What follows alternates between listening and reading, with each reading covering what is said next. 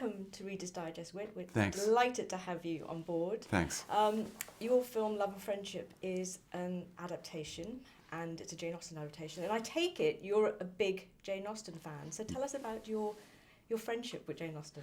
Well, I started out badly. I was very stupid. I was an 18-year-old, and I read Northanger Abbey, which is the wrong thing to read because it's a parody of Gothic novels, and I never read a Gothic novel, so I had no idea what she was doing. So I loudly told everyone that she was overrated, and how could they like her, and all that. Fortunately, my sister clued me in, read more.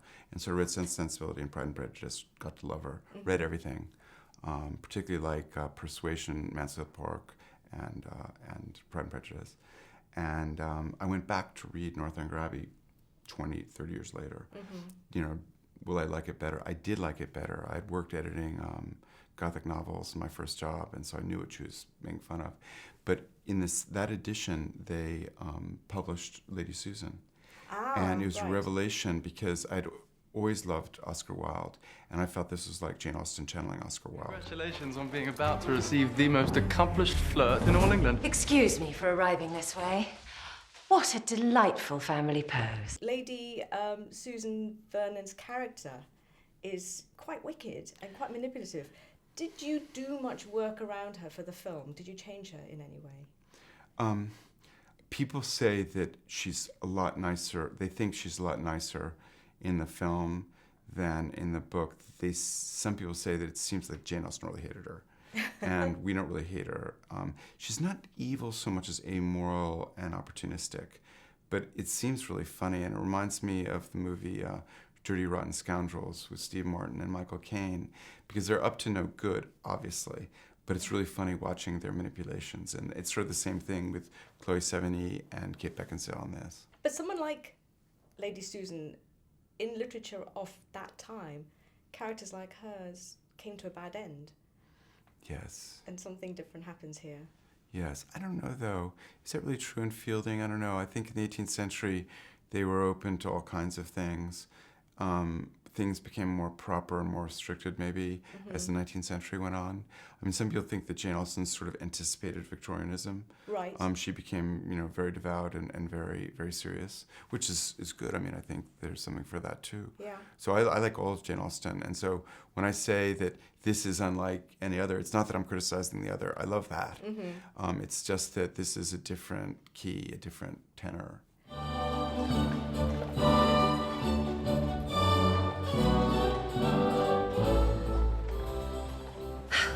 Congratulate me, my dear. Frederica's aunt and uncle have taken her back to Churchill. I thought you'd grown to enjoy Frederica's company so. Comparatively.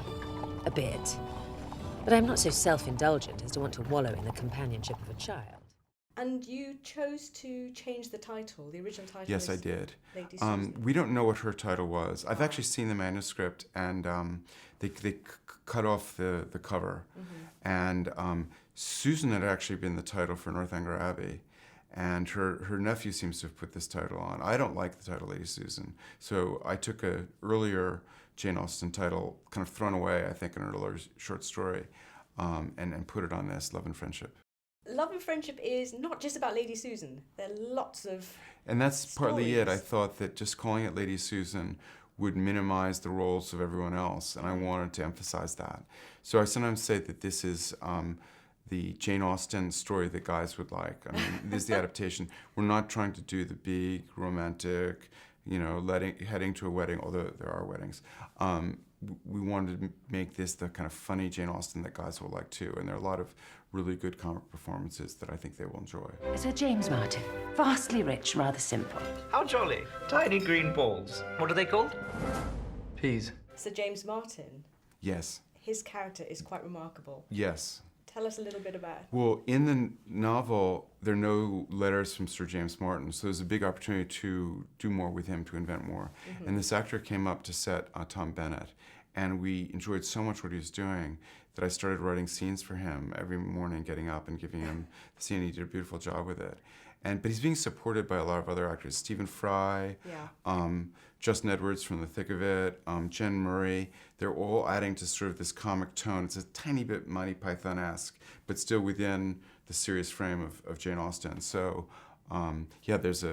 he's a breakout star, Tom Bennett. How much did Tom Bennett bring to the role himself? I mean, just huge. It's just extraordinary because I know as the writer that a lot of the material that are getting big laughs, it's actually not funny. I mean, it's not that funny. And he makes it really funny. He can make, "How are you? I'm feeling fine," really funny lines. Churchill. That's how you say it, all together like that. I'd heard church and hill, but couldn't find either. All I could see was this big house. I'm also very intrigued by Kate Beckinsale. She is fantastic as Lady Susan. Tell me about how you got her on board and why her in particular. Well, when I first read this, I thought this is just right for Kate Beckinsale, which made me think, well, this is a doable project because there are actors who can do it. At that point, she was much too young for it. And I took a long time, slowly working off and on the adaptation. And by the time we were really ready to go and ready to shoot, she was, old enough for it, playing a beautiful young mother, looking for husbands for herself and her child. And so, I mean, Kate is exactly the right actress for this. People will forget that she came out of the miniseries Emma, based on the Jane Austen, Cold Comfort Farm. Wonderful performance, Jane Austen derived. I think even her role in Last Days of Disco was Jane Austen influenced. So this is really her returning to her home base. Have I done anything that's dishonoured you or father? To honour means, among other things, to listen with respect to a parent's sincere counsel. I do listen with respect, Mamma. It's just that... If you will not pay attention to me, then perhaps you will to a larger imperative. The law of the universe. An offer as splendid as Sir James's is not likely to come around again. He has offered you the one thing he has of value to give, his income. I fear and reproach myself, having shielded you for far too long. Had I let you starve a little bit more, you would resist much less. If Lady Susan was alive today, would she be thriving? Absolutely. I think you could go to Palm Beach, Beverly Hills, to all sorts of places, probably here in the UK too, and find many very successful Lady Susans. Much married. With their affluent husbands. Yeah, I'm not sure if Melania would have married Donald if he had no money. All right. Okay. Thank you very much, Whit. It was a pleasure talking to you. Thanks. That was fun. Seems Lady Susan will finally visit. Lady Susan Vernon. That woman's a fiend. Congratulations on being about to receive the most accomplished flirt in all England. Excuse me for arriving this way. What a delightful family pose. Mrs. Cross has come with me as my companion to pack and unpack. And as there's a friendship involved, I'm sure the paying of wages would be offensive to us both. My brother-in-law is very rich. In one's plight, they say, is one's opportunity. Sir James Martin. Vastly rich, rather simple. How jolly. Tiny green balls. What are they called? Peas. If my daughter were not the greatest simpleton on earth, she would be engaged to him now. But, Mamma, I can see Sir James is a kind man, but marriage is for one's whole life. Not in my experience. May I present Lady Susan? Delighted to make your acquaintance. He's handsome, isn't he? In a calf-like way. Mannering's in town. Have you seen my husband? Horrid woman. Deranged. But if she were going to be jealous, she should not have married such a charming man.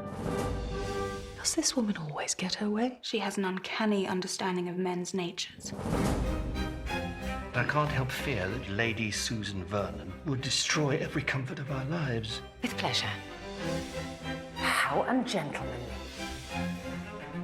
I'm enjoying Sir James's visit to Churchill. Churchill. That's how you say it, all together like that. I'd heard church and hill, but couldn't find either. All I could see was this big house.